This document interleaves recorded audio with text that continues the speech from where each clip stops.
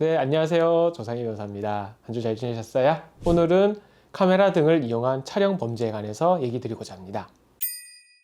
최근 레깅스 판결이라고 있는데요. 남성이 버스 안에서 레깅스를 입고 있는 여성의 전체적인 샷을 이제 8초 정도 동영상으로 촬영한 사건인데, 이 사건이 최근 하급심에서는 원래 무죄 판결이 났었는데 대법원에서는 뒤집히면서 유죄가 나는 사건입니다. 그래서 여기에 관해서 한번 좀 이야기를 드리고자 합니다.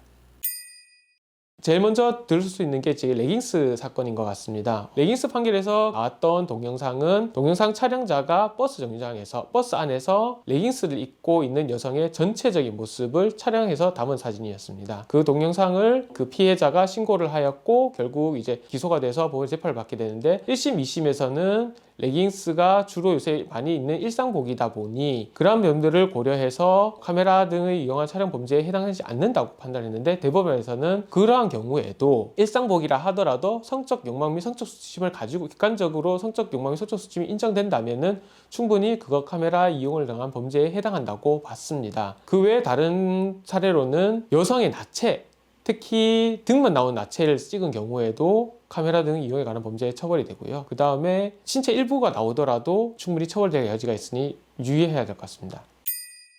본 사건에서 가장 주의해야 될 것은 카메라 등을 이용한 촬영 범죄의 모든 범죄 행위에 항상 중요시되는 문제점 중 하나인 바로 성적 욕망 또는 성적 수치심이 무엇이냐에 관한 문제입니다. 이 부분에 관해서 대법원은 항상 기본적인 태도를 취하고 있는데요. 성적 욕망 또는 성적 수치심을 유발하는 타인의 신체가 무엇인지에 관해서는 객관적인 기준을 가지고 설명을 해야 된다고 얘기를 하고 있는데, 객관적인지 여부는 전체적인 취지, 예를 들어서 카메라를 가지고 촬영한 의도, 거리, 장소, 어떠한 부위, 타인의 신체가 어떠한 부위인지, 원본 파일이 어떠한 건지, 그 다음에 방향성이 어떤 건지, 그런 것들을 모두 종합해서 객관적으로 다른 사람이 봤을 때 성적 욕망 또는 수치심이 발현되는지 여부를 판단한다고 보고 있습니다. 모든 것을 다 붙여 떠나서 쉽게 말한다면은, 봤을 때 야하다 생각이 든다면은 바로 카메라 등 이용에 관한 촬영의 범죄에 해당된다, 이렇게 보시면 될 것 같아요.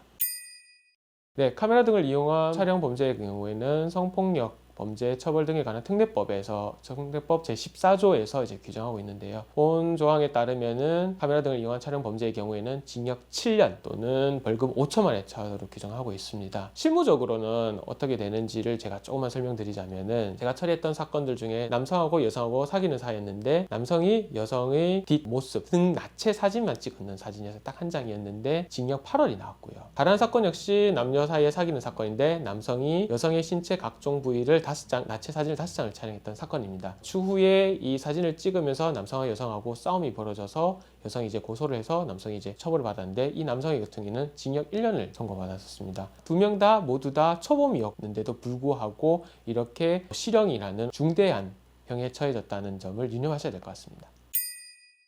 먼저 피해자 측에서 얘기를 드리자면은, 결국에는 내가 카메라의 촬영물에 이제 당사자가 되지 않아야 되는데, 이게 내가 촬영되는지 안 되는지 알 수가 없는 범죄 중 하나입니다. 그러니까 왜냐면 몰래 일어나다 보니까 그렇거든요. 그래서 혹시라도 다른 타인과 있는 경우에 카메라 촬영이 난다면은 어쩔 수 없이 경찰 신고를 통해서 확인하는 수밖에 없는 상황이고요.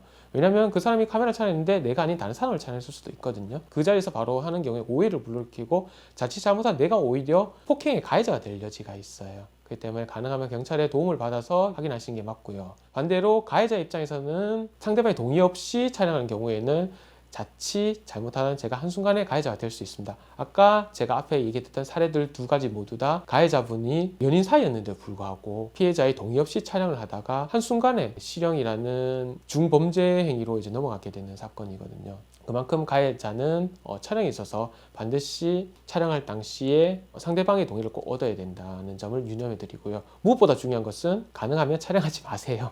않는 게 가장 좋습니다.